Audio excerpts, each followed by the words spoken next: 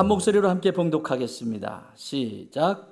하나님이 야곱에게 이르시되 일어나 베델로 올라가서 거기 거주하며 네가 내 형 에서의 낯을 피하여 도망하던 때에 내게 나타났던 하나님께 거기서 제단을 쌓으라 하신지라. 야곱이 이에 자기 집안 사람과 자기와 함께한 모든 자에게 이르되 너희 중에 있는 이방 신상들을 버리고 자신을 정결하게 하고 너희들의 의복을 바꾸어 입으라. 우리가 일어나 베델로 올라가자. 내 환난 날에 내게 응답하시며 내가 가는 길에서 나와 함께 하신 하나님께 내가 거기서 제단을 쌓으려 하노라 하매 그들이 자기 손에 있는 모든 이방 신상들과 자기 귀에 있는 귀고리들을 야곱에게 주는지라. 야곱이 그것들을 세겜 근처 상수리 나무 아래에 묻고 그들이 떠났으나 하나님이 그 사면 고울들로 크게 두려워하게 하셨으므로 야곱의 아들들을 추격하는 자가 없었더라. 야곱과 그와 함께한 모든 사람이 가나안 땅 루스 곧 베델에 이르고 그가 거기서 제단을 쌓고 그곳을 엘베델이라 불렀으니 이는 그의 형의 낯을 피할 때에 하나님이 거기서 그에게 나타나셨음이더라. 아멘. 7절 한번 더 읽어볼까요? 시작. 그가 거기서 제단을 쌓고 그것을 엘베델이라 불렀으니 이는 그의 형의 낯을 피할 때에 하나님이 거기서 그에게 나타나셨음이더라. 아멘. 하나님의 은혜와 사랑이 그리고 평강이 여러분들 가운데 함께 계시기를.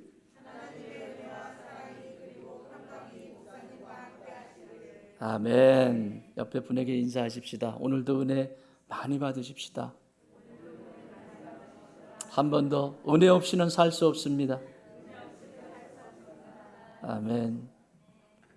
은혜가 있어야 순종할 수 있고요. 은혜가 있어야 하나님의 복을 누릴 수가 있어요. 그러니까 성도는 매 순간순간 어떻게 해서든지 은혜를 받으셔야 돼요. 은혜는 값없이 주시는 겁니다.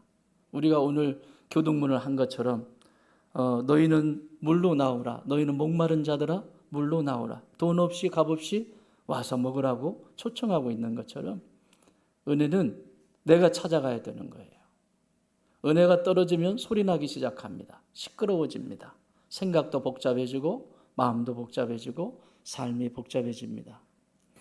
자, 야곱 엘베델 7절 읽었죠? 거기서 제단을 쌓고 그곳을 엘베델이라 불렀으니 베델이 아니고 엘베델입니다. 하나님이 한 번 더 들어가요.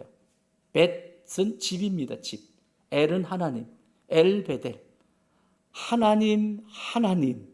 나의 하나님의 집. 다시 한번 반복되어지는, 거듭되어지는. 이전에 야곱이 베델에서 하나님을 만났을 때는 하나님을 임재를 체험하지 못했습니다. 그러나 지금 그 하나님 앞에 예배드리고 나서 20년이 지나서 예배드리고 엘베델이라 이름합니다. 자, 오늘은 이런 야곱의 인생 속에 어떤 일이 있었는지 우리는 지난 시간에 살펴보셨습니다. 한 번 더 인사할까요? 믿음의 명문가를 이루십시다. 시작.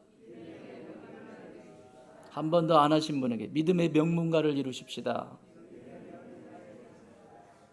믿음의 명문가를 이루셔야 돼요. 믿음의 명문가는 하루아침에 되는 것이 아니고요. 믿음의 세대가 하나님 앞에 어떻게 순종하고 무릎 꿇느냐에 따라서 자녀들은 그것을 보고 배우고 익혀갑니다. 세상에서도 어떤 사람을 좋아하죠? 어떤 사람? 마음씨 악한 사람, 좋은 사람. 마음씨라고 말합니다. 마음씨. 무슨 얘기예요? 마음에도 씨앗이 있다는 얘기죠. 어떤 마음의 씨앗을 심느냐에 따라서 그쵸? 열매가 달라지죠.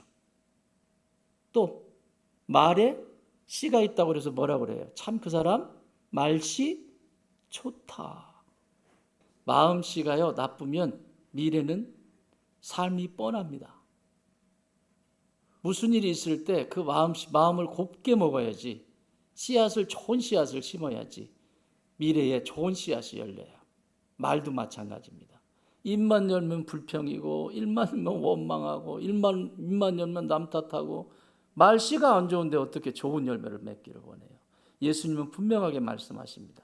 좋은 나무에 어떻게 악한 열매가 나쁜 열매가 맺을 수 있겠느냐. 한 번 더 인사하십시다. 마음씨, 말씨, 좋은 씨앗이 됩시다. 시작. 자, 야곱의 집안은 지난 시간에 우리가 살펴보셨습니다. 야곱의 집안 자체는 하나님의 말씀이 그 가운데 임했는데, 아버지 이삭이 40에 결혼을 해서 아이를 낳지 못합니다. 20년이 지나서야 60이 돼서야 아이를 갖는데, 이 시기에 아이가 없다는 것은 굉장히 어렵습니다. 아브라함도 이삭을 낳을 때 14년 만에 몇 년이죠? 75세에 부름받았으니까 25세? 25년? 100세에 나왔으니까 25년 만에 이삭을 얻었어요. 그런데 이삭에게도 바로 아이가 얻은 것이 아니라 20년이 지나 60살이 되었을 때야 아이를 얻습니다. 그런데 아이를 얻었는데 그 아이들이 쌍태입니다. 쌍둥이입니다. 리브가가 이 쌍둥이가 이 안에서 자꾸 싸우니까 힘들어요. 그러니까 남편 이삭에게 너무 힘듭니다. 왜 이 안에서도 싸우는지 모르겠습니다. 여기서 싸우는 애는 나와서도 싸워요. 그러니까 싸우지 않게 해달라고 그러세요. 쌍태 들어있으면. 뭐 싸워요. 싸우지 않게 해달라고. 여러분, 싸움하는 것도 이게 참 그거는 다른 얘기고, 어쨌든. 그래서 이삭이 하나님 앞에 기도했어요. 하나님, 아이를 주셔서 감사하고, 그런데 왜 이렇습니까? 그랬더니 하나님 뭐라고 하세요? 큰 자가 작은 자를 섬길 것이다. 다시 말하면 첫째 아들이 둘째 아들을 섬기게 될 것이다. 이건 하나님의 명령이고 약속이에요. 내가 에서를 통해서 구속사, 인류를 구원할 그 구속사의 길을 걸어갈 것이 아니라 둘째 아들 야곱을 통해서 메시아가 오게 될 것이고, 그 야곱을 통해서 하나님이 약속을 이루겠다고 하는 거예요. 그래서 성경을 보시면 에서도 12부족을 만듭니다. 에서도 똑같아요. 12부족을 만들어요. 야곱도 12부족이죠. 그렇죠? 그러나 에서는 짝퉁이에요. 야곱만이 진짜예요. 자, 이거 약속했어요. 하나님이 약속하신 거예요. 하나님이 약속하신 것은 반드시 이루십니다. 하나님이 약속하신 것을 이루시지 않은 것이 하나도 없습니다.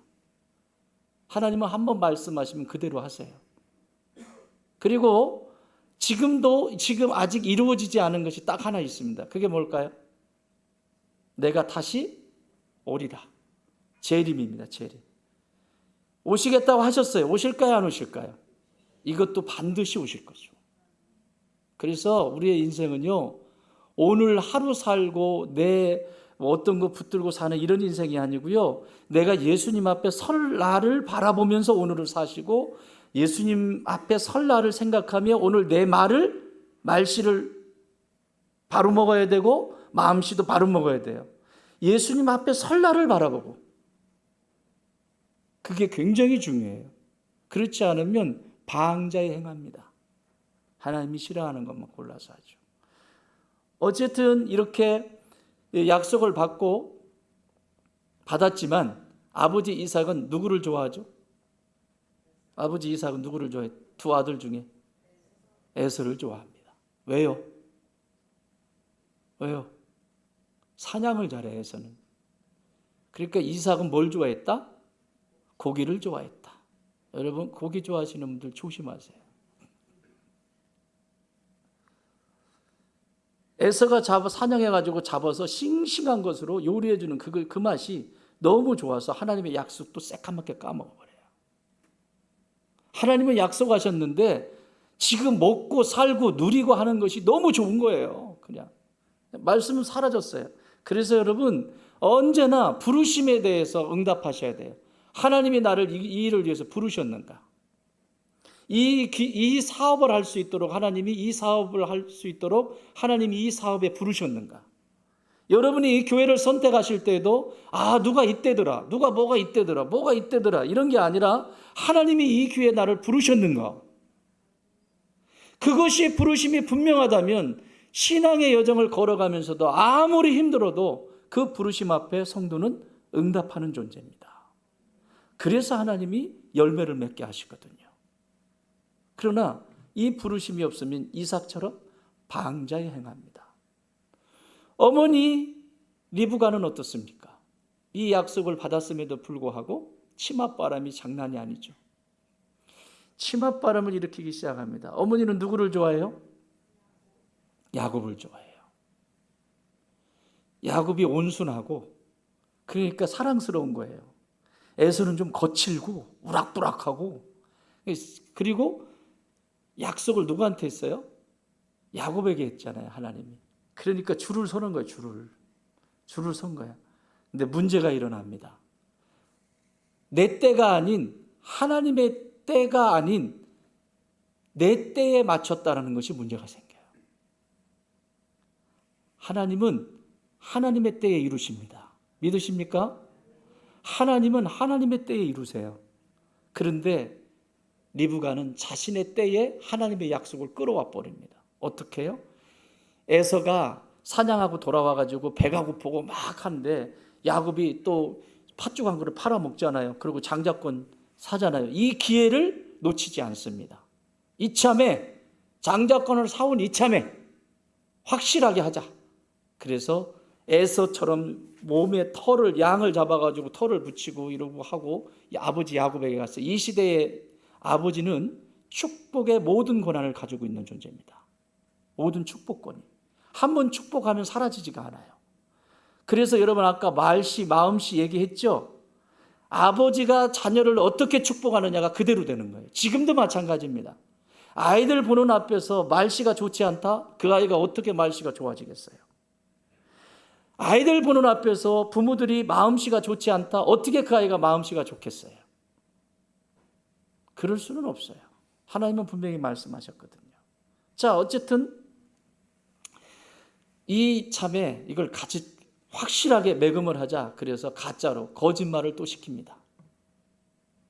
자기의 때를 내 때에 맞추기 위해서. 하나님은 아직 움직이지도 않는데 자기가, 여러분 이런 오류에 얼마나 빠지는 줄 아세요? 인생이 진짜 많이 빠집니다.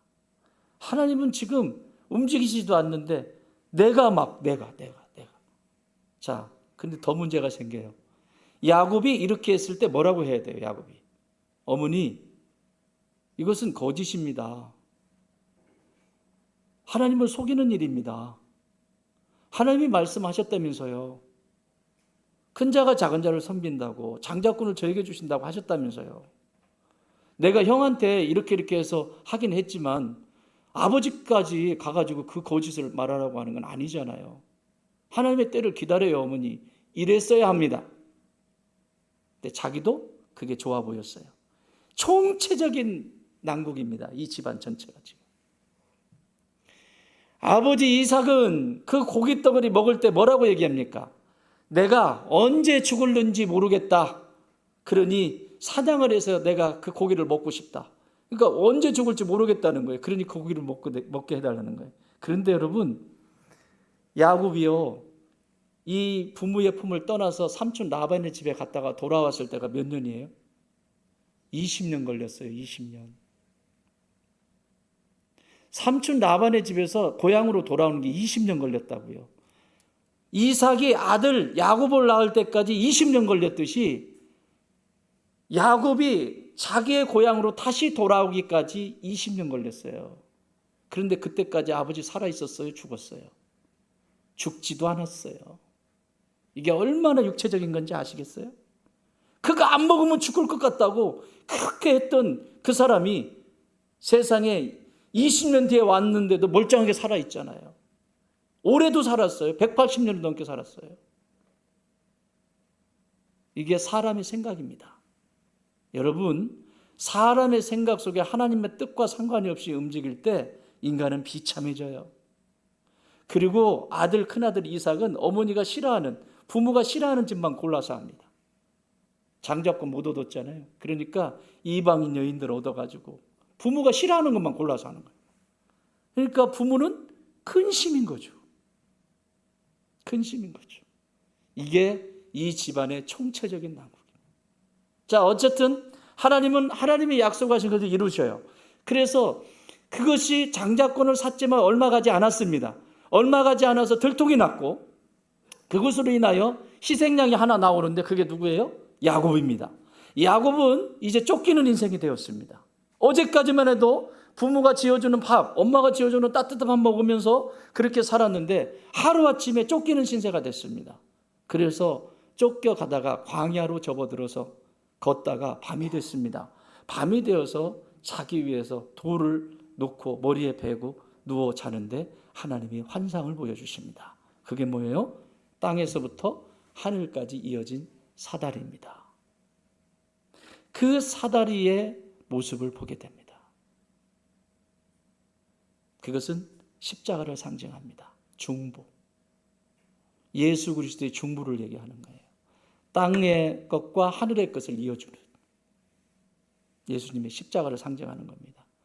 어쨌든 그 환상을 봤는데 천사들이 어떻게 해요? 오르락 내리락. 예수님도 이거 말씀하시죠? 요한복음에서 오르락 내리락. 천사들이 오르락 내리락. 오르락 내리락. 그럼 무슨 얘기예요 이거? 야곱아, 이제는 너 혼자 아니고 네가 들었던 하나님 아니고 엄마한테 들었던 하나님 아니고 아버지한테 들었던 하나님 아니고 이제 진짜 하나님을 너에게 보여줄 거야. 여러분, 우리가요 예수님에 대해서는 많이 압니다. 예수님에 대해서는 너무나 많이 알아요. 성경 공부도 많이 하고. 그러나 그 예수님 자신을 모를 때가 많이 있어요. 하나님은 그분이 내 삶이 되기를 원하시는데 머릿속에만 있고 신앙의 관습 속에만 있고, 그래서 언제든지 그것이 나와 상관이 없는, 내가 좋아하는 대로 선택해버리는 이런 일들을 범하게 되죠. 자, 어쨌든 그 천사가 오르락내리락해요. 여러분, 천사가 오르락내리락 한다는 것은 여러분이 예수를 믿는다, 내가 예수님을 구세주로 영접했다 그러면 하나님이 나에게 누구를 붙여줄까요? 천사를 붙여주세요. 천사가 하는 일은 뭘까요? 심부름하는 거예요. 심부름. 여러분 옆에 천사 있나 보세요. 이 동태의 눈으로는 안 보여요. 영안이 열려 보여. 내가 예수 그리스도의 이 생명의 비밀을 내가 하나님의 자녀가 되는 순간 하나님은 천사를 붙여주십니다. 이 천사를 잘 활용하셔야 돼요. 어떻게 활용할 수 있을까요? 하나님 말씀에 순종하고, 그리고 기도할 때 천사는 바빠지죠. 하나님이 말씀하셨잖아요. 몇 월 며칠 주의 종을 통해서 주일에 말씀하셨잖아요. 그런데 그 아이가요, 그 친구가요, 세상에 그 말씀을 붙들고요, 하나님 막 이렇게 해요. 그리고 그 말씀 붙들고 막 기도하고 있잖아요. 지금 보세요. 그거 지금 가지고 왔어요. 하나님 보고를 받으시는 거예요. 그러면 천사가, 하나님이 그래 알았어, 놓고 가. 그럼 또 내려와서 또 가지고 올라가. 아이고, 하나님이 너무 좋아하시는 거죠. 천사가 살찔 틈이 있을까요, 없을까요? 천사가 살찔 틈이 있을까요, 없을까요? 천사를 그리면 근육질 빵빵, 막 헬스보이 저리 가라 할 거예요. 막 열심히 움직여가지고. 근데 어떤 분도 이런 얘기를 하시더라고요. 저는 물만 먹어도 쪄요. 그런 건 없어요. 저는 물만 먹어도 쪄요. 아니더라고. 가만히 관찰을 해보면 주워 먹어, 계속.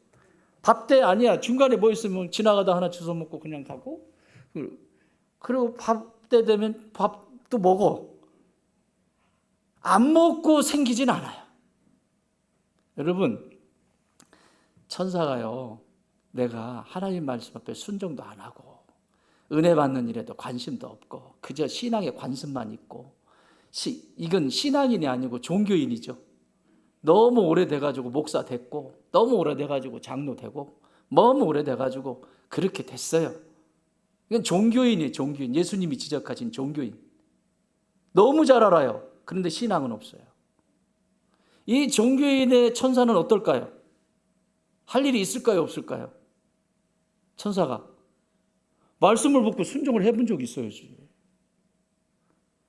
말씀을 먹고 순종을 해본 적이 있어야지. 또 하나님의 말씀이 임했을 때 그것을 살아내기 위해서 하나님 앞에 기도한 적이 있어야죠. 없어. 없으면 어떻게 될까? 천사가 아니 그냥 또 성경이 그런 얘기 하지 말고 재미있게 상상해 보시자고요. 목사님 그런 게 성경에 어디 있어? 이런 얘기 하지 말고 천사가 오르락내리락 한대잖아요. 지금 예수님도 천사가 오르락내리락 하는 거 보이지 않냐? 그 얘기를 하셨다. 그러면 상상을 한번 해보자고요. 내 천사는 과연 정말 날렵하고 내가 딱 하면 이게 확 움직이는 천사인가? 아니면 내 맨날 말도 안 듣고 지멋대로 살고 그러다 어느 날 정신을 차렸어요. 천사가 할 일이 없잖아요. 천사가 이래 날개가 더 작아. 몸보다 날개가 더 작아. 나를 시켰어요? 자, 그래서 정신 차렸어요. 정신 차려 그날부터 말씀대로 순종하고 또 순종하기 위해서 기도하고 그랬어요. 그러면서 뭐라고 하죠? 왜 하나님은 내 기도 안 들어주시냐 그래요. 내내 놀다가 어려운 일 한번 딱 당하니까 그때 와가지고 기도하는 거예요. 그것들을 또 해야 돼요. 그것도 해야 돼요. 반드시 해야 돼요. 그런데 여러분, 내가 내 말도 안 듣고 내 멋대로 계속 살다가 그때 정신 은혜를 받았어. 어느 날 은혜를 받았어요. 은혜를 받고 나서 정신을 차리고 나서 이제 이렇게 살면 안 되지. 그래서 그날 시작했어요. 그러면 그 천사가 얘가 하늘까지 올라가는데 한참 걸려요. 상상해보자고. 그렇게 진지하게 받아들이지 말고 상상을 해보자고. 여러분 같으면 안 그러겠어요? 나 한 것이 아무것도 없는데 그냥 이러고 놀고 있다가 갑자기 얘가 일을 심부름을 시키는 거예요. 그래가지고 일어났어. 자고 있어. 코 풍선 불면서 이러고 막걸리 한 잔 먹고 자고 있는 거예요. 막 이러고. 그 일어났는데 왜? 야, 내가 빨리 이거 심부름 좀 해줘. 너 왜 안 턴짓하냐? 그냥 살아 그냥 그렇게. 호통을 치죠. 그럴 때 뭐라고 해요? 내가 주 예수 그리스도의 이름으로 명하노니 이러면서 호통도 치잖아요. 왜 그러세요? 안 해보신 것처럼. 그러니까 얘가 정신을 차렸어요. 차려가지고 이제 딱 한다고 하는데 사다리에 올라가는데 사다리는 휘어지고 이러니까 휘어지지 그거. 뭐 어쨌든 올라가는데 한참을 걸려서 가요. 그러면 여기 밑에서 나는 뭐라고 그러죠? 하나님, 나 회개도 했고 시키는 대로 다 했잖아요. 그런데 왜 응답이 없어요? 왜 아직 여전히 그래요? 이게 말 같자는 말이에요. 이게 천사가 다이어트 할 때까지는 시간이 걸려요. 나도 영혼의 습관이 잘못된 말씨, 잘못된 마음씨를 가지고 사는 이것이 하루아침에 바뀌기까지는 시간이라는 게 걸려요. 노력이라는 걸 해야 되고. 그래서 그것도 해야 된다고 그랬잖아요. 그러면 이제 이게 되어지잖아요. 그러면 천사가 이제 다이어트가 시작이 되는 거야. 탁탁. 빨라져. 조금씩 빨라져. 이제는 여기서 벌써 가 있어요. 여러분 이런 축복이 있기를 바랍니다. 야곱은 사닥다리를 보았습니다. 보좌에 앉으신 하나님도 보았습니다. 그러나 하나님을 만나지는 못하였습니다. 하나님의 임재를 경험하지 못했습니다. 똑같이 신앙생활을 해도요, 어떤 사람은 하나님의 임재 가운데서 예배를 사모하고 여러분들처럼 미리 오셔서 기도로 준비하고. 오늘 어떠세요? 우리 찬양팀이 참 너무 썰렁하네요. 신디 하나, 드럼 하나, 싱어 이러고 찬양을 올려드리잖아요. 이게 뭐가 문제가 돼요? 하나님이 받으시면 되지. 은혜로웠죠? 아멘. 하나님은 우리에게 은사를 주시고 섬길 수 있게 하셨어요. 그냥 써주심에 감사하시면 됩니다. 따라합시다. 하나님이 써주심에 감사합니다. 내가 돈 있으면 돈 써주셔서 감사하고, 내가 은사 있어서 지식이 있어서 지식 써주시면 감사하고, 내게 건강 주셨으면 그 건강 써주셔서 감사하고. 그거 가지고 생색내면 안 돼요. 안 돼요. 그거는 하나님 받으시지 않아요. 자, 이렇게 해서 그 환상을 보고 삼촌 라반의 집에 갔는데 무일푼입니다. 아무것도 없이 갔습니다. 그러니 야곱에게는 뭐가 생명일까요? 뭐예요? 뭐? 여러분 좋아하는 돈. 돈 있어야지. 저도 돈 좋아해요. 돈 있어야지. 그래서 삼촌 라반의 집에 가가지고 이를 딱 물고 막 열심히 일했습니다. 뼈 부러지. 뼈는 환도뼈는 나중에 부러졌지만 어쨌든 열심히 20년 동안. 그래서 가정도 일구고 산업도 늘어나가지고 부자가 됐습니다. 그런데 삼촌 라반이 자기가 형 속인 것처럼 삼촌 라반이 야곱을 10번이나 속였다고 그러잖아요. 야곱이.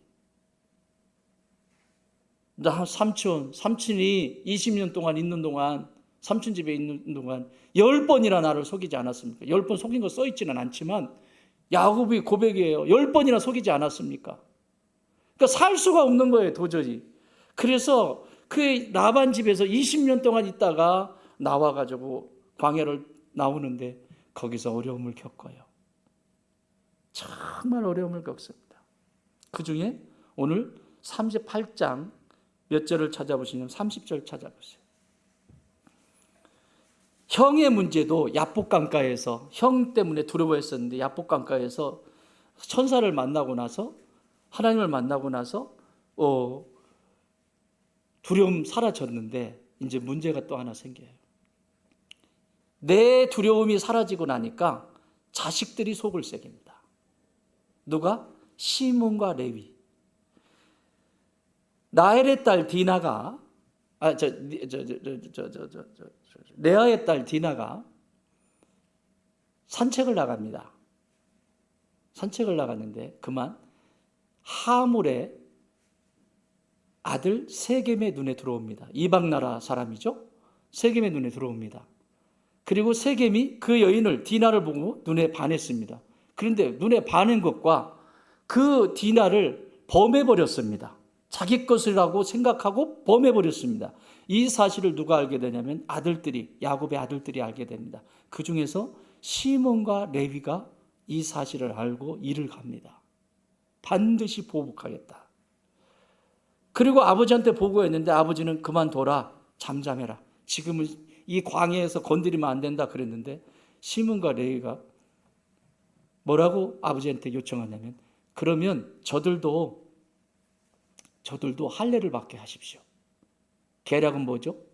할례를 행하게 해서 다 죽여버릴 생각이었어요. 아버지는 허락을 했죠. 그래서 세겜, 하물과 야곱은 협약을 맺고 세겜에게 딸을 주는 조건으로 할례를 행하게 했습니다. 할례를 행한 후에 통증과 아픔 속에 있을 때 시몬과 레위가 주축이 돼서 그들을 칼로 다 찔러 죽입니다. 야비하죠. 힘쓸 수 없고 움직일 수 없는 그들을 그냥 다 찔러 죽입니다. 피투성이가 나. 이 소식을 야곱이 압니다. 이건 끝난 거예요. 뭐라고 얘기해요? 30절 시작.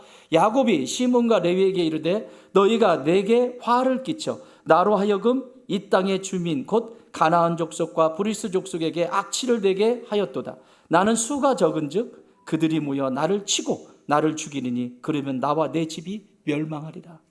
끝났다는 거예요. 이 피비린내가 이 가나안 땅에 퍼지기 시작하면 우리는 흔적도 없이 사라진다. 그들은 시몬과 레위를 중심으로 해서 이 세겜족, 하물의 후손인 세겜족을 전부 다 진멸시키고 그들의 유품도, 그들이 가지고 있는 모든 것도 다 뺏어가지고 부유해졌습니다. 실제적으로는 부유해졌지만 야곱의 눈에는 이건 큰일 날 일이다. 우린 끝났다. 가나안에 있는 족속들이 이 냄새를 맡고 우리를 치러 오면 우리는 손도 쓰지 못하고 우리는 다 진멸된다. 그걸 뺏은들 뭐하고 생명이 있으면 뭐하냐. 다 끝났다. 죽는다. 그 얘기를 하는 겁니다. 이런 다급한 상황 속에서 하나님이 찾아오셨어요. 오늘 35장 1절 읽어보겠습니다. 시작. 하나님이 야곱에게 이르되 일어나 베델로 올라가서 거기 거주하며 네가 내 형 에서의 낯을 피하여 도망하던 때에 내게 나타났던 하나님께 거기서 제단을 쌓으라 하신지라. 처음 만났던 그곳 베델, 처음 내가 너에게 하나님이 어떤 존재인지를 보여줬던, 그전에는 엄마에게 들었던 하나님, 아버지에게 들었던 하나님인데 처음으로 보여줬던 그 베델로 올라가라. 그래서 오늘 엘베델이라고 하는 거예요. 거기로 올라가라. 뭐 하기 위해서? 올라가서 뭐 해라? 제단을 쌓으라. 이건 오늘날로 말하면 예배입니다. 올라가서 예배를 드려라. 예배는 죽는 것입니다. 예배는 제물이 되는 것입니다. 살아있는 건 예배가 아닙니다. 오늘 여러분 죽으셨습니까? 하나님 앞에 나와서 죽으셨습니까? 그렇다면 하나님이 은혜가 여러분 가운데 임할 것입니다. 그러나 여전히 내가 살아있다면 은혜 한 방울도 가져갈 수가 없을 것입니다. 왜요? 예배는 죽어야 되는 거니까. 옛날에 육군본부에 가면 별들이 쫙 떠 있습니다. 그래서 별들의 전쟁이라고 이름 붙여요. 그런데 거기 가면 교회가 있습니다. 장교로 인관해가지고 목사님들이 장교로 인관해서 목사님으로 섬기죠. 군목으로. 그러면 중위로 시작합니다. 중위, 그 다음에 조금 있다가 대위가 됩니다. 실제 있었던 일입니다. 대위 목사님이셨어요. 그리고 그 육군본부의 교회에 누가 많이 올까요? 2스타, 3스타, 4스타 전부. 그런데 그분들이 하나님 앞에 서서는 뭐예요? 성도예요. 실제 제가 가까이 있는 목사님이 그 예배를 인도를 하러 갔는데 그 대위 목사님한테 모든 스타들이 교회만 딱 들어오는 순간 다 순종한대요. 군인들은 그런 맛이 있어. 충성, 한 번 충성하면 끝까지. 딱 들어오면서 대위야, 계급으로는 대위예요. 김 집사님, 네 목사님. 그런데 포스타야. 포스타인데 들어올 때는 별 안 달고 들어오죠. 예배 드리러 올 때는. 급할 때 말고는 예배 드릴 때는 사복을 입고 오는.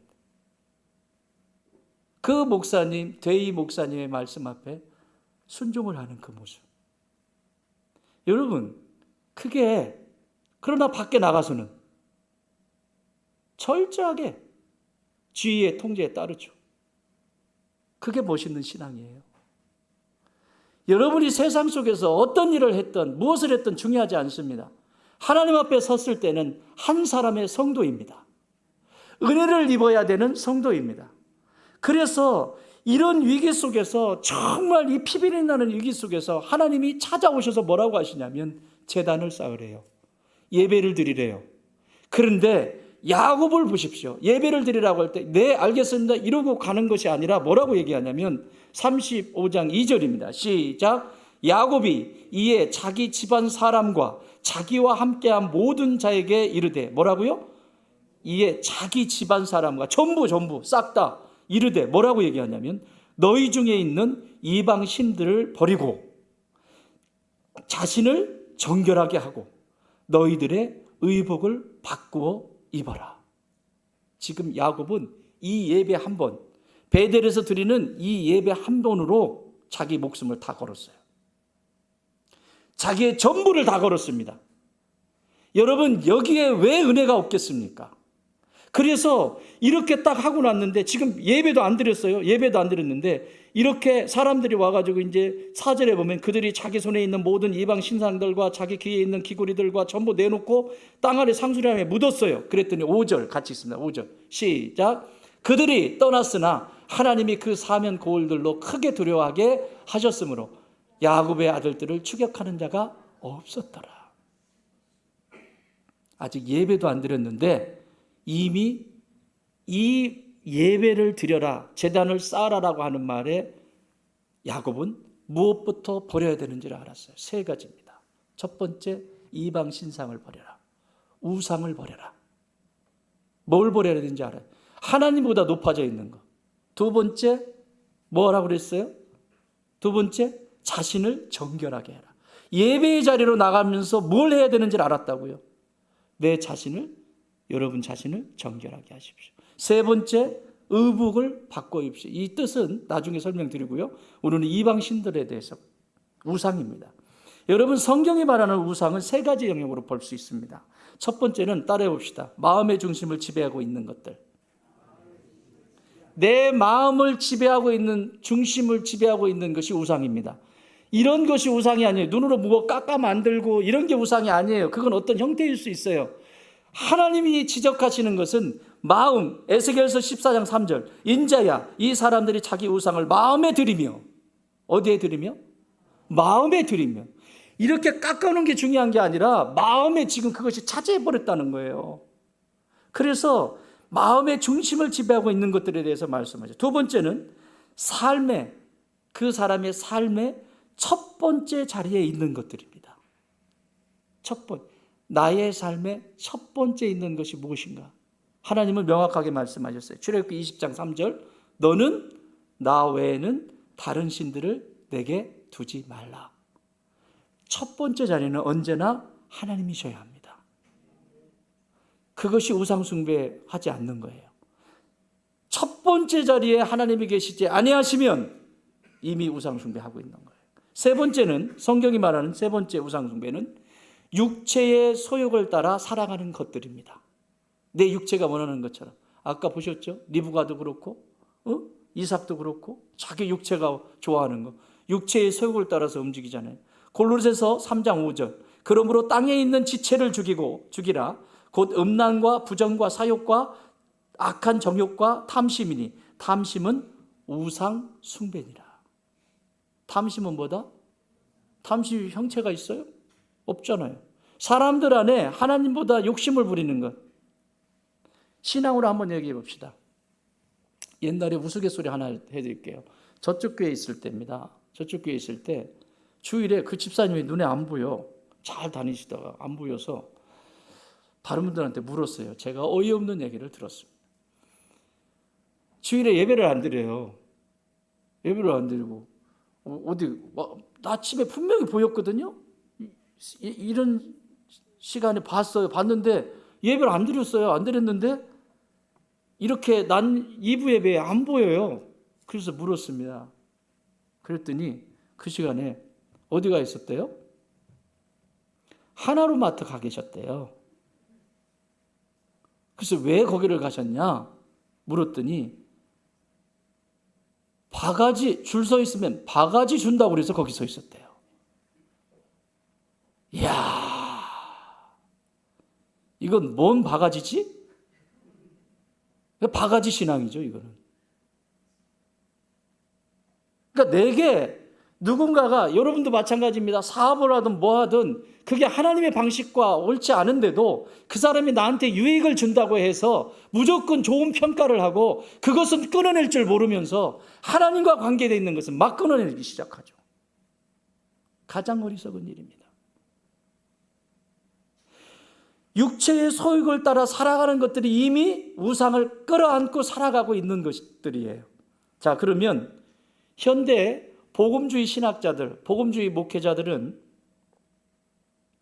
현대의 우상에 대해서 7가지로 구분해서 얘기를 해줬습니다. 잘 들어보시고 나는 어디 우상에 걸리는지 한번 살펴보십시오. 첫 번째, 돈과 물질, 재물입니다. 이건 뭐 제일 먼저 걸리죠. 재물에 대한 지나친 집착, 돈을 의지하고 어디에 투자할 줄은 알고 뭔 할 줄 아는데 하나님의 기쁨을 위해서 선교합시다, 교회 지읍시다, 그리고 교회에 이런 일들이 있는데 우리 함께 예수님의 영광을 위해서 함께 쓰임 받으십시다. 일푼 움직이질 않습니다. 그러나 자기 미래를 위한 자기 어떤 것을 위해서는 열심을 다해서 합니다. 이미 우상 숭배하고 있는 겁니다. 아멘. 두 번째, 자기 자신과 자존심에 대한 얘기입니다. 자아와 자존심. 자존심 그거 건드리면 끝나는 거예요. 아무리 신앙이 몇십 년, 몇천 년을 예수 믿었어도 그거 건드리면 쓰러져 버리는, 그건 지금 익지 않은 신앙이죠. 여러분, 예수님 앞에 무슨 자존심이 중요해요? 자존심이라고 하는 말과 자존감은 다릅니다. 하나님이 주고 싶으신 것은 자존감입니다. 자존감은 셀프 이그스팀이라고 그래요. 셀프 이그스팀은 뭐냐면 나도 행복하고 공동체, 우리라고 하는 가족이든 교회든 우리도 행복하고, 만약에 이렇게 행복한 것을 누군가가 건드리면 그건 말할 수 있고 따질 수 있고 보호할 수 있고, 이게 자존감이 있는 사람이에요. 자존감이 있는 사람은 자기가 희생합니다. 공동체의 행복을 위해서 자기 자신이 희생하게 되어 있습니다. 하나님은 이걸 주기를 원하세요. 그 희생의 열매를 통해서 다시 자기에게 돌아오게 돼 있고 그 기쁨을 누리면서 계속 순환이 되게 돼 있어요. 이건 하나님이 주신 자존감이에요. 언젠가 시간이 되면 이 부분을 좀 주의 깊게 깊이 좀 다룰 필요가 있겠다 싶어요. 그러나 자존심은 프라이드입니다. 날 건드려? 내가 누군데? 나 목사야. 나 장로라니까? 날 건드려? 이건 시한폭탄입니다. 언제 어느 말에 마귀의 어떤 말에 걸려들어서 터질지 모릅니다. 지뢰밭입니다. 이것이 우상숭배라는 거예요. 현대 복음주의 신학자들이나 모든 목회자들은 이것이 우상숭배를 하고 있는 모습이라는 거죠. 그래서 내가 주인이 돼야 되고 내가 내 뜻대로 무엇이든지 해야 되고 다 내가, 이게 내가는 누구 성품이라고 그랬죠? 마귀 성품이에요. 여러분 이사야서 14장에 보면 계명성 루시퍼에 대한 얘기가 나오죠. 루시퍼, 천사가 타락한 루시퍼. 내가 가장 높아지리라. 내가 저 목별들보다 더 높아지리라. 내가. 이건 마귀의 성품입니다. 성도는 하나님의 길을 가는 성도, 자존감을 가지고 있는 성도는 우리가입니다. 따라합시다. 우리가 공동체를 중요하게 생각하죠. 하나님의 몸된 교회를 중요하게 생각하죠. 나의 말 한마디가, 나의 행동 하나가 예수님의 몸이 어떻게 상처를 받을까? 안 되지. 내가 이러면 안 되지. 그래서 신앙이 또 크는 거예요. 그만큼은 성령께서 또 힘을 주시고. 아랑곳하지 않고 내가, 이거는 무너지는 것이요. 세 번째, 명예와 인기입니다. 사람들에게 인정과 칭찬을 더 중요하게 생각하죠. 교회 속에서도요, 어떤 분들은요 소리 없이 해냅니다. 여러분들처럼 소리 없이, 누가 했는지도 몰라. 그런데 그걸 보면 이뻐, 좋아, 행복해, 다른 사람들이 편리해. 근데 어떤 사람은 해놓고 옆에 툭툭 쳐. 내가 했다고. 우상숭배하고 있는 거죠. SNS, 사회적 지위, 이런 거 다 우상숭배죠. 또 네 번째, 성공과 성취. 성공하기 위해서 일, 학업, 커리어가 인생의 목적이 돼요. 관계는 필요 없습니다. 돈 있으면 되고요, 커리어 있으면 되고요. 관계는 필요 없어요. 공동체 없습니다. 하나님보다 경력이나 성과를 더 신뢰하기 시작하죠.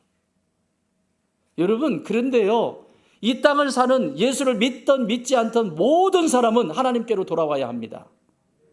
하나님께로부터 시작되지 않으면 그 인생은 결코 행복하지 않습니다. 모든 인생은 그 첫 단추를 하나님께 끼워야 됩니다. 그래야 인생이 행복해져요. 신앙생활하는 여러분도 마찬가지입니다. 세상의 상황은 이렇게 바뀔 수 있고 저렇게 바뀔 수 있고 이런 상황이 펼쳐질 수 있지만 지금 내가 하는 말이나 지금 내가 하는 행동이 하나님이 기뻐하시는, 하나님이 좋아하시는 그 단추가, 첫 번째 단추가 끼워졌는지 안 끼워졌는지를 확인하셔야 돼요. 만약에 하나님이 싫어하는 단추를 끼워놓고 잘 되기를 바란다, 좋은 것이 들어오기를 바란다, 하나님의 복이 들어오기를 바란다, 있을 수 없습니다. 그건 있을 수 없습니다. 다섯 번째, 사람입니다. 가족, 연인, 친구. 사랑하는 사람을 하나님보다 더 사랑하고 의지할 때, 여러분, 자식이 못된 길을 걸어가면 혼내켜야죠. 자식이 못된 짓을 하면 어떻게 해서라도 혼내켜서 바로 잡아줘야 되죠. 그게 부모의 목 아닙니까? 그렇죠. 평생 그렇게 살게 내비둬요? 그러면 부모님 돌아가시면 어떡할 거예요? 그래서 성경은 체벌할 수 있을 때, 매를 들을 수 있을 때 매를 들라고 말씀하는 거예요. 가르쳐주지 않으면 알 수가 없어요. 그것이 옳은 줄 알아요. 잘하는 줄 알아요. 애인을 사귀다가 관계를 하다가 이성 교제를 하다가 관계가 깨졌어요. 삶이 무너집니까? 우상이에요, 우상. 이성이 만나서 헤어질 수 있죠. 그런데 요즘은 왜 헤어지면 칼 들고 다니냐고. 인생을 살아갈 때 하나님이 중심이 되어야 되는데 하나님이 중심이 아니라 우상을 지금 야곱이 제거하잖아요. 우상숭배의 결과라고요. 우상숭배의 결과. 하나님보다 그것들이 높아져 있으니까 자꾸 이렇게 되는 거죠. 또 지금 현대 기술, 텔레비전, 미디어, 스마트폰, 게임, 유튜브, SNS에 중독에 빠져 있죠. 기술과 미디어가 우상입니다. 과학이라고 하는. 사랑하는 여러분, 성경 보는 시간이 많아요? 스마트폰 보는 시간이 많아요? 기도하는 시간이 많아요? 스마트폰 시간. 스마트폰은 나의 목자시니 내가 부족함이 없으리로다. 그가 나를 실만한 물가로 인도하여 주시며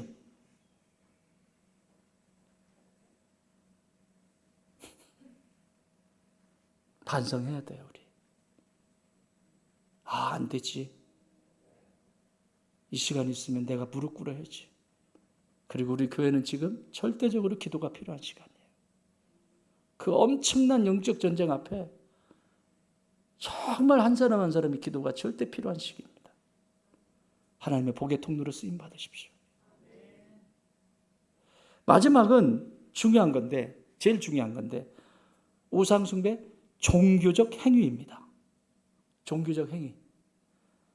하나님과의 관계보다 친밀감, 하나님과 친밀하게 지내고 하나님 알고 싶고 하나님에 대해서 그 사랑을 깊이 알고 싶은 것, 그것보다 종교 활동이 중요해요. 종교 활동, 사회 활동. 그거 하지 말라는 게 아니에요. 내가 복음이 분명하지 않은데, 예수님이 내 안에 생명으로 들어오는 그게 분명하지 않은데 사회 운동을 하면 뭐하고, 깃발을 들고 쫓아다니면 뭐합니까? 그 안에 예수가 없는데.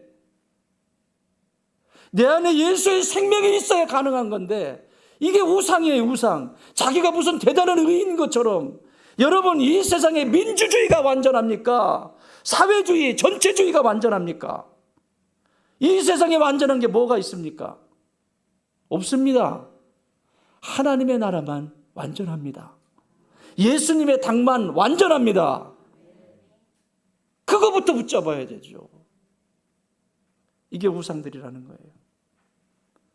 그러면 이런 우상들을 어떻게 분별할 수 있을까?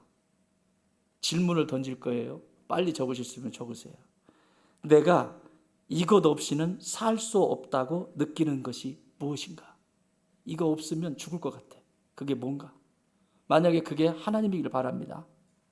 나는 예수님 안 계시면 나는 내 인생이 아무것도 아니야. 그런데 이거 놓으면 수전증 걸리고 이거 놓으면 끝날 것 같은 그거 우상이에요. 두 번째 질문. 하나님보다 더 자주 생각하고 더 많은 시간을 쓰는 건 뭡니까? 우상입니다. 우상. 일하면서도 하나님 생각하잖아요. 누구를 만날 때도, 길 가다가도 하나님, 제가 누구 만나기로 했는데 저 지혜 주세요.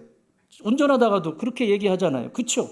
버스 안에서도 누가 알아? 그렇지? 버스 안에서도 하나님 경치가 참 좋아요. 이 경치 보여주시려고 이렇게 하셨군요. 대화하고 있잖아요. 그렇죠? 중심에 누가 움직여요 지금? 하나님이 움직이잖아요. 일을 하든 수영을 하든 운동을 하든 뭐 여행을 가든 이 안에서 계속 이쁜 꽃을 봐도 하나님 생각나고, 그치? 멋있는 부부를 봐도 하나님 생각나고, 하나님이 저렇게 예쁜 가정을 세우라고 하나님이 주셨어요. 세 번째, 그것을 잃으면 절망하거나 분노하는가? 그것. 어떤 것을 잃어버리면 막 절망하고 분노하는 게 있는 거. 그 우상입니다. 네 번째, 마지막. 내가 가장 두려워하는 것은 무엇인가? 내가 가장 두려워하는 거. 이거 잃어버리면 두려운 거 있죠, 그거. 여러분이 두려운 게 뭐예요? 나는 여러분의 가장 큰 두려움은 다윗의 고백처럼 내게서 성령을 거두지 말아 주시옵소서. 내게서 이 구원을 거두지 말아 주시옵소서. 그것이 가장 큰 두려움이 되길 바라요. 없어도 살아요. 내가 거지처럼 살아도 내 안에 예수님 계시면 그것이 행복이어야 돼요. 내가 아무리 가진 많은 것을 가지고 내가 원하는 대로 해도 이 안에 예수님 안 계시면 아무것도 아니에요. 그게 진짜 거지예요. 그게 진짜 거지예요. 따라합시다. 땅에서 거지로 살아도 거지로는 살지 마세요. 더 강조하기 위해서 하는 거야. 한 번 더. 땅에서 거지로 살아도 하늘에서는 부자로 살자. 나는 우리 좋은 땅 교회에 이런 사람이 단 한 사람도 없기를 바랍니다. 말씀 정리합니다. 사랑하는 여러분, 나도 모르게 우상을 만들어 놓고 마치 그것이 하나님을 사랑하는 것처럼 오해하고 착각하고 산 것이 있습니까? 안 됩니다. 오늘 하나님이 여러분 안에 다 기억하지 못해도 돼요. 무엇 하나 그거 찔린 거 하나 있죠. 그거 하나 찔린 거 있죠. 다 있을 거예요. 그것이 하나님이 오늘 나에게 주신 말씀이에요. 그거 외면하지 마세요. 그거 딱 붙들고 우리 1분만 기도합시다. 하나님, 이거 제거하여 주시옵소서. 오늘 내게 말씀하신 거 이거 제거하여 주시옵소서. 그래서 내 안에 마음씨도 곱고 말하는 것이 누군가를 배려하고 살려주고 희망을 주고 용기를 주고 그런 마음씨, 말씨가 심겨지게 하여 주옵소서. 그래서 우리의 자녀들에게, 후손들에게, 믿음의 후손들에게 좋은 씨앗을 남겨주게 하여 주옵소서.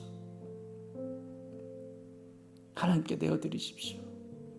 나에게 깨닫게 해주시고 찔러주신 그것, 하나님, 이것이 기도의 제목이 돼서 이 한 주간 동안 기도하며 나가겠습니다. 도와주십시오. 제거할 수 있도록, 그래서 다시 부흥의 역사를 경험할 수 있도록 도와주십시오. 우리 하나님은 살아계십니다. 여러분이 고백한 거 다 들으시고 그렇게 인도하실 겁니다. 내가 결단할 때 하나님이 도와주세요. 결단하지 않은 것은 하나님이 도우실 수가 없어요. 내가 결단할 때 하나님은 도우시고 고치시고 회복시켜 주십니다. 아버지 감사합니다. 하나님 아버지, 오늘 생각나게 하시고 귀에 들리게 하신 것 가슴에 품고 이 성전을 떠납니다. 내 힘으로는 할 수 없습니다. 어떻게 우상을 내 힘으로 몰아낼 수 있겠습니까? 하나님을 사랑하게 하여 주옵소서. 형제 자매들을 사랑하게 하여 주옵소서. 그래서 우상이 아닌 하나님으로 기뻐하며 행복해하는 좋은 땅의 모든 가족들 다 되게 하여 주옵소서. 이제는 우리 주님 예수 그리스도의 은혜와 우리 하나님 아버지의 그 크신 사랑하심과 성령님의 역사하시고 교통하시고 함께하심이 주여, 내 안에 있는 우상이, 털을 잡고 있는 이 우상이 깨끗하게 제거되게 하여 주시옵소서. 그래서 제단을 쌓는 저 베델에 올라 주의 얼굴을 보게 하여 주옵소서. 저 사다리에 오르게 하여 주옵소서. 기도하는 주의 자녀들 머리 위에 이제로부터 영원토록 함께 계실지어다. 아멘.